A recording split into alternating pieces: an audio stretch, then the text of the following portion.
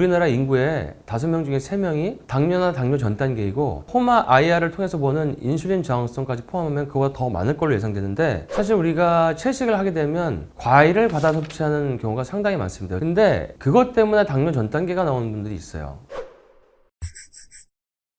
안녕하세요, 반갑습니다. 기능학 의사 닥터진호입니다. 오늘 주제는 채식주의자들을 위한 팁을 말씀드릴 건데요. 몸이 많이 안 좋은 분들이나 환자분들이 오셨을 때 타병원 검사지나 제가 한 검사를 결과를 보면 이분이 혹시 채식주의자가 아닌가 하게 의심이 되는 패턴이 있습니다. 그러면 여쭤보거든요. 채식주의를 하시냐? 그럼 그렇다고 하시는 분도 있고 아닌 분도 있고, 어떤 그 자란 환경, 종교적 환경, 아니면 같은 가족들의 어떤 영향, 이런 것들도 있을 수 있고, 본인이 기름기를 잘 못 먹어서 고기를 먹으면 안 좋다, 뭐 생선은 뭐 비린내가 난다, 그래가지고 채식을 어쩔 수 없이 하시는 분도 있어요. 근데 결과를 보면은 채식을 위주로 하시는 분들, 철저한 채식을 하시는 분들은 일단은 첫 번째는 콜레스테롤이 너무 낮습니다. 그래서 콜레스테롤이 너무 낮으니까 좋은 지방을 많이 드세요 라고 얘기를 해드립니다. 그래서 지금 하는 거에다가 좋은 지방을 더해 드시면 그게 저탄고지입니다, 이렇게 얘기를 하죠. 왜냐하면은 우리 몸에는 필수 지방은 있어요. 필수 단백질도 있고, 근데 필수 탄수화물은 없거든요. 근데 채식주의를 하게 되면 필수 지방을 잘 안 먹게 되는 경우가 조금 많더라고요. 그래서 우리의 몸을 구성하는 뇌나 눈, 각막, 관절막, 심혈관, 어떤 혈관들, 혈관 질환들 예방, 그다음 세포막, 담즙, 이런 것들이 다 콜레스테롤로 인해서 나오는 거기 때문에 좋은 지방이 없으면 얘네들이 만들어질 수가 없어요. 그러니까 피부 표면도 다 지방이죠. 그래서 좋은 지방을 먹는 건 상당히 중요하고, 진짜 안타까운 분들은 그 담즙 분비 저하 때문에 기름기를 소화를 못 시켜서, 아니면 췌장이 안 좋아서도 기름기를 소화를 잘 못 시키는 분이 있는데, 이런 분들은 비타민 A나 D나 E나 K나 이런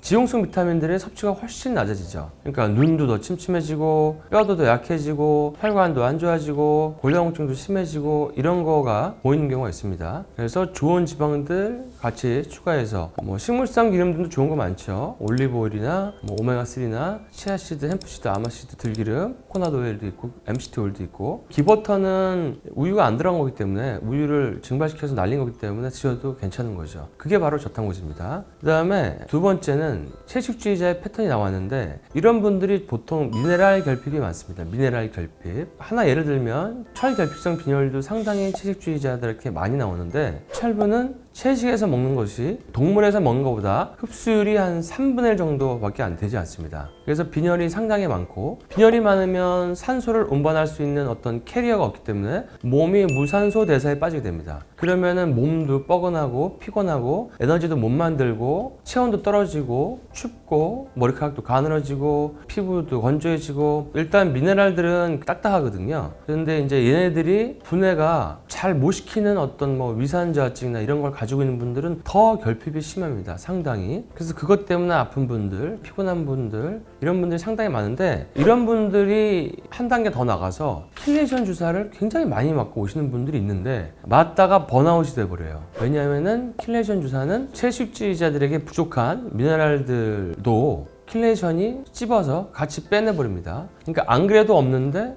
더 빼내버리니까 안 좋은 거죠. 그러니까 채식주의자분들한테는 건강한 미네랄 섭취가 더 중요한 거고, 킬레이션 주사 같은 뭐 심혈관 질환을 좋게 하는 목적이나 뭐 당뇨발을 좋게 하는 목적이나 이런 거를 위해서 주사를 맞으실 수도 되지만, 채식주의만 하시면서 그 주사를 맞게 되면 상당히 몸이 많이 쇠약해진다는 거를 기억해 주시면 좋습니다. 그 다음은 많은 분들에게 있어서 당뇨 전 단계나 인슐린 저항성이 발견이 됩니다. 그럴 수밖에 없는 게 우리나라 인구의 5명 중에 3명이 당뇨나 당뇨 전 단계이고, 포마 IR을 통해서 보는 인슐린 저항성까지 포함하면 그거보다 더 많을 걸로 예상되는데, 사실 우리가 채식을 하게 되면 과일을 받아 섭취하는 경우가 상당히 많습니다. 근데 그것 때문에 당뇨 전 단계가 나오는 분들이 있어요. 그 다음에 지방간이 오시는 분도 있고, 중성지방이 높은 분도 있습니다. 중성지방과 지방간과 당뇨 전 단계는 다 동의합니다. 그래서 이것들이 혈관 질환을 악화시키는 요인이기도 하고, 과일의 별명이 취하지 않는 알코올이죠. 간이 해독하는데 그만큼 힘들어한다는 얘기죠. 특히 당도 높은 먹는 과일은 일단 좀 줄이라고 말씀을 드립니다. 특히 이제 열대 과일들, 바나나, 파인애플, 이런 망고 이런 것들, 차라리 아보카도나 블랙 레즈베리나 블루베리나 이런 거를 소량 드시는 게 더 낫다 말씀을 드리고,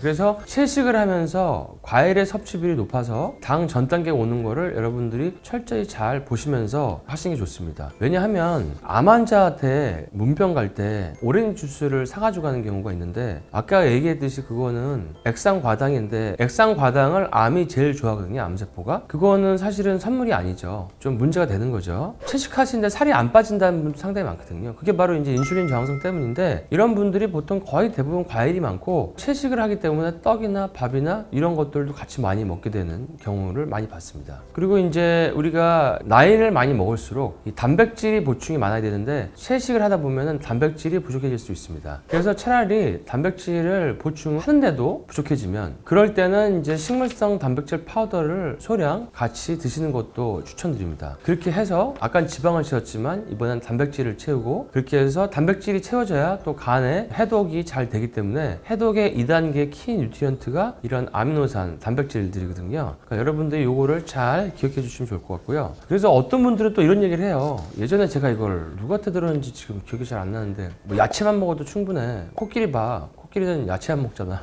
뭐 이런 얘기가 있는데, 그리고 유전자가 완전 다르니까요. 이게 적용되지 않습니다. 사람이랑은 완전 다릅니다. 코끼리는 이빨 자체가 채식을 먹는 구조로 되어 있고, 유전학적으로 오랜 시간 동안 그렇게 발전이 되어 왔고요. 고기를 먹으면 위장이 길어서 중간에 부패가 되어버린다고 합니다. 그러니까 고기를 먹을 수가 없는 거예요. 그 다음에 우리랑 다르게 식물에서 영양소를 추출하는 어떤 위장 간의 기능이 더 특화되어 있습니다. 그러니까 똑같이 채식을 먹어도 더 잘 영양소를 뽑아낸다는 거죠, 코끼리는. 그래서 코끼리도 이런 뭐 야채만 먹으니까 사람도 야채만 먹어도 된다라는 거는 약간 논리적인 비약이 있는 거고요. 채식은 굉장히 좋죠. 채식은 굉장히 좋은데, 채식 하시는 분들이 아치하고 놓칠 수 있는 부분, 제가 진료할 때 워낙 이런 경우가 있어서 한번 도움이 되실까 해서 여러분들께 다시 한번 주제시켜 드렸습니다. 여러분들 다들 가족들이 모여서 저녁에 TV 볼 때 굉장히 과량의 과일을 7-8개씩 없어지고, 제가 그런 것들 많이 봤거든요. 그런 습관들은 조금 줄이시는 게 좋지 않나. 그러니까 용량을 조금만 줄여도 여러분들에게 도움이 되지만, 너무 혈당 올리는 이런 과일 많이 먹는 채식을 하게 되면 몸에 좋지 않다. 여러분들 한번 기억해 주시면 여러분들 더욱더 건강한 채식주의를 하실 수 있을 겁니다. 자, 그럼 다음 시간에 좋은 주제로 다시 찾아뵙도록 하겠습니다. 여러분들 도움이 되셨다면 좋아요, 구독, 알림 설정 눌러주시고, 다음 시간에 또 좋은 주제로 찾아뵙도록 하겠습니다.